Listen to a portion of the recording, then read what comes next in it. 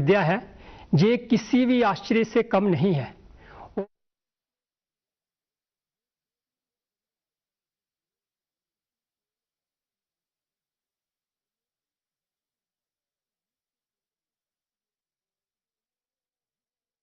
रागनी, स्वर सुधा और 22 of classical, जो क्लासिकल 22 ऑफ हमारी स्टेट है यूटी, वो जाना जाता है।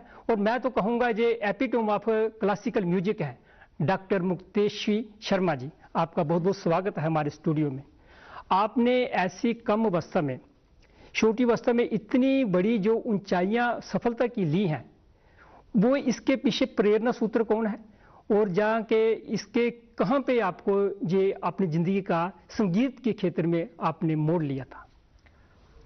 मैं संगीत के क्षेत्र में शुरू से तो नहीं थी, मैं ये बोलूँगी। जी जी। क्योंकि मेरा स्पोर्ट्स की तरफ ज़्यादा रुझान जी था। जी, क्योंकि आज का जो युवा है वो स्पोर्ट्स की तरफ हो गया, मॉडर्न एजुकेशन की तरफ हुआ, आईएएस बड़े बड़े पदों को संभालने के लिए जहाँ मल्टीनेशनल कंपनी में जाने की सोचता है। लेकिन आपने जो भारत की प्राचीन से प्राचीन विधा है उसकी ओर अपना ध्यान आकर्षण किया और वही क्षेत्र आपने चुना। इसके लिए प्रेरणा सूत्र ही? इसके लिए सच बताऊं तो प्रेरणा स्तोत्र जो हैं वो मेरे पिताजी, जो कि मेरे गुरु हैं, पंडित आशुतोष जी, और मेरी माताजी श्रीमती शुक्ला शर्मा जी।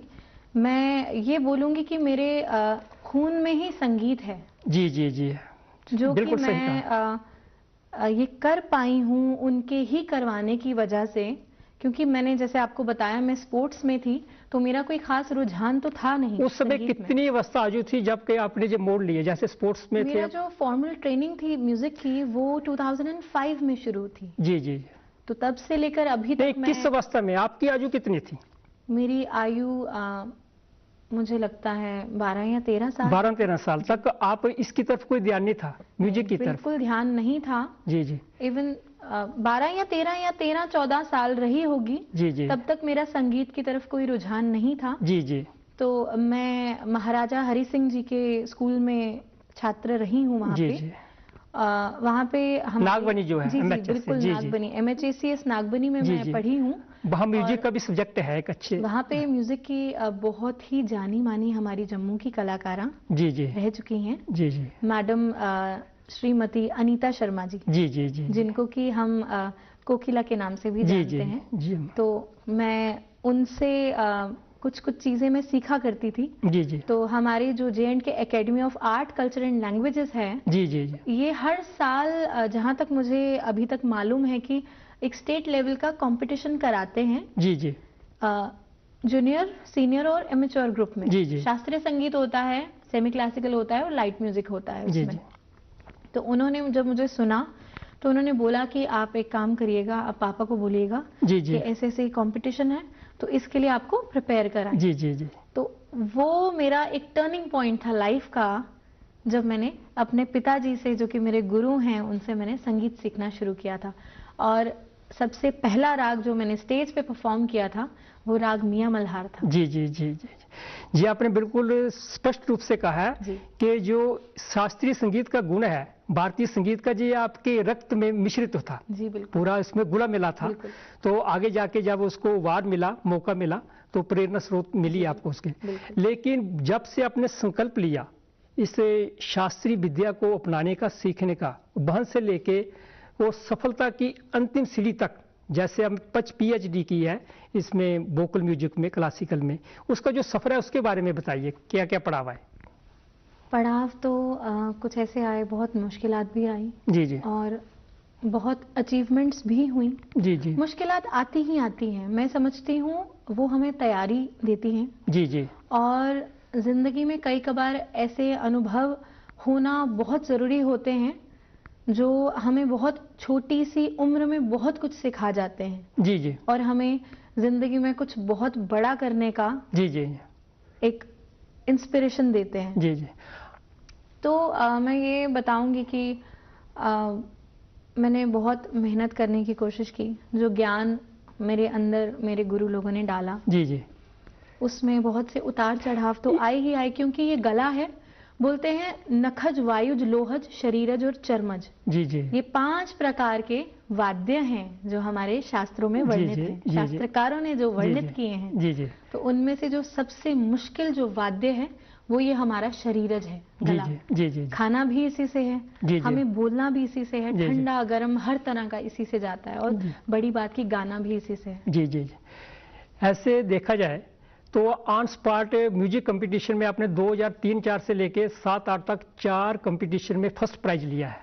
तो उस समय लगातार 7-8 साल में लेती उस समय आपका म्यूजिक सब्जेक्ट नहीं था? उस समय म्यूजिक सब्जेक्ट नहीं था मेरा। जी जी जी। उस समय मैं नागबनी में स्टूडेंट थी, और उसके बाद जहाँ तक मुझे याद है मेरा जो J&K एकेडमी का आखिरी जो कंपटीशन था जो मैंने फेस किया था, मैं उस टाइम 12th में थी। जी जी जी। 11th-12th में मैंने आर्ट्स ले लिया था, जिसमें मुझे म्यूजिक मिला था। डिस्प्ले यूर टैलेंट कंपटीशन भी आपने 4 बार जीता है प्रथम प्राइज के साथ। जी।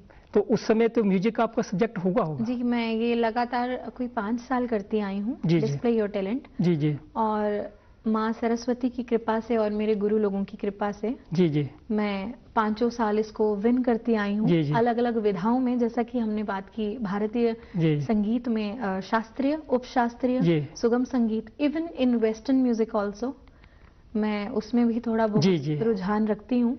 तो ये एक बहुत ही मेरे यादगार पल रहे हैं, खुशनुमा पल रहे हैं, जिनमें मुझे सीखने को बहुत मिला, जिसमें मुझे मेहनत करने को बहुत मिला, और बहुत अच्छे एक्सपीरियंसेस मेरे रहे हैं जो मुझे जिंदगी में बहुत काम देंगे आज। जी जी।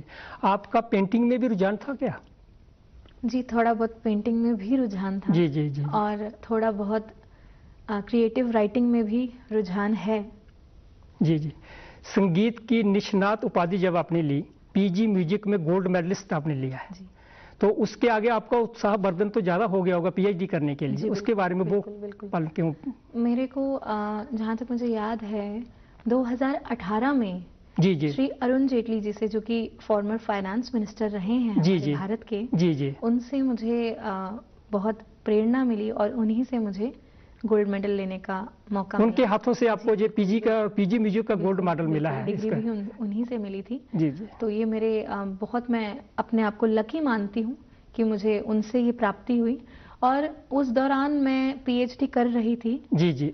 एडमिशन मेरा हो चुका था, मेरा टॉपिक रजिस्टर हो चुका था, तो मेरा उत्साह उस एक सीमा पे था कि जो मैं शायद मैं आपके सामने भी जाहिर ना कर पाऊं। जी जी। फिर उसके बाद young women achiever award, international women day भी आपको 2015 में मिला। वो कैसा लगा आपको? मुझे बहुत अच्छा लगा, और मैं बताना चाहूंगी, मुझे कोई भी अवार्ड मिला हो, चाहे वो स्टेट लेवल पे हो या नेशनल लेवल पे हो, मैंने हमेशा अंतर्राष्ट्रीय लेवल पे भी आपको स्तरों पे कुछ पुरस्कार मिले हैं? जी जी जी जी। बिल्कुल। आपने एक दर्जन नहीं, कई दर्जनों में भी मैं कर चुकी हूँ। आपने एक दर्जन ने कई दर्जनों बार अवार्ड जीते हैं संगीत के क्षेत्र में। तो हम फिर दोबारा रागों के बारे में बात पूछते हैं आपको कि राग जो होते हैं ये बहुत मुश्किल होते हैं, इनकी साधना करना कितना आपको मुश्किल लगा और किस प्रकार आपने इसमें सफलता पाई? रागों की साधना करने में सबसे पहले मैंने एक चीज सीखी जी, कि एक राग को ही साधने में, जी उसकी साधना में जिंदगी लग जाती है। जी जी। तो वो एक राग सध जाए जी जी, तो अन्य सभी राग भी सध जाते हैं।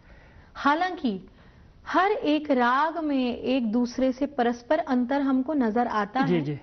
लेकिन एक राग अगर हम कई साल लगा के जी। अच्छे तरीके से शास्त्रीयता को पूर्णतया बरकरार रखते हुए अगर हम सीख लें, तो हमारे अंदर वो एक नेचर में वो डेवलपमेंट हो जाती है कि हम अन्य बाकी जो राग हैं उनको भी हम शास्त्रीयता के अनुसार लेंगे, उनको भी हम पूर्णतया उसी तरह से गाने का प्रयास करेंगे जिस तरह से शास्त्रों में वर्णित हैं। जी।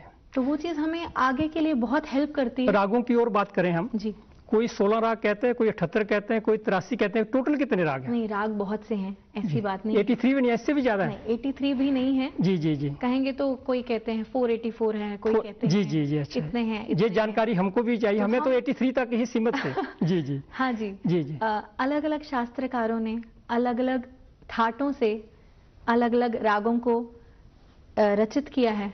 उसके अंतर्गत रखा है। इन रागों में जी इन रागों में कहा जाता है जो दीपक राग है वो सबसे कठिन और मुश्किल राग है।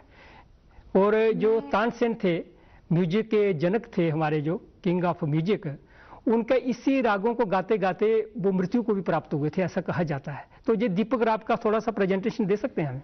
दीपक राग का प्रेजेंटेशन तो मैं सच बताऊं तो मेघ का, जिससे बारिश होती थी, इतनी अभी मैं खुद को बड़ा नहीं समझूंगी कि मैं उसकी प्रेजेंटेशन। चलो कोई ऐसा राग है कि जो ज्यादा, मैं ये जरूर बोलूंगी कि हाँ, ये बिल्कुल बात सही है कि जो मियां तानसेन जी ने जो किया है उसको करना आज के दौर में बेहद मुश्किल है। जी किया जा सकता है। ये कैसा है दीपक राग, इसके बारे में थोड़ी जानकारी मिल सकती है ये इसमें प्रेजेंटेशन से? प्रेजेंटेशन मैं आपको वही मेघ की, मलार की, आपको और बहुत से राग ऐसे बताऊंगी जी जिनके बारे में मैं प्रेजेंटेशन दे सकती हूँ। जी ऐसा नहीं कि प्रेजेंटेशन नहीं दी जाती, जो सबसे आपको अच्छा। बट मैं ये कहूंगी कि कुछ राग ऐसे हैं जिनको साधना पूरी उम्र लग जाती है।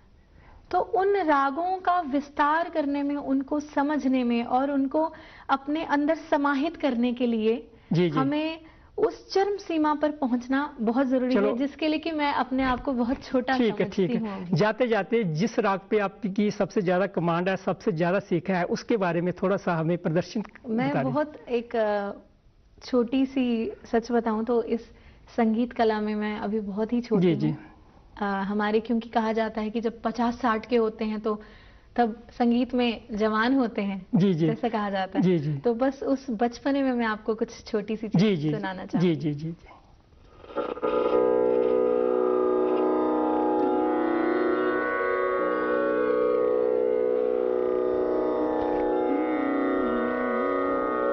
राग श्याम कल्याण में आपको एक छोटी सी वंदना पेश करूँ।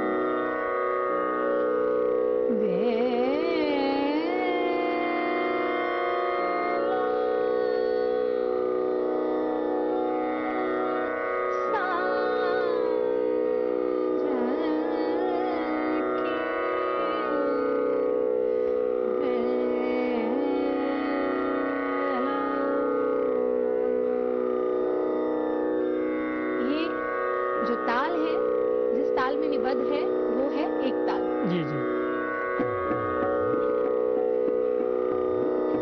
बेला सांझ की, बेला सांझ की, बेला सांझ की, सुगंध सुहावनो भयो नियाली, आज को बेला सांझ, बेला सांझ की, बेला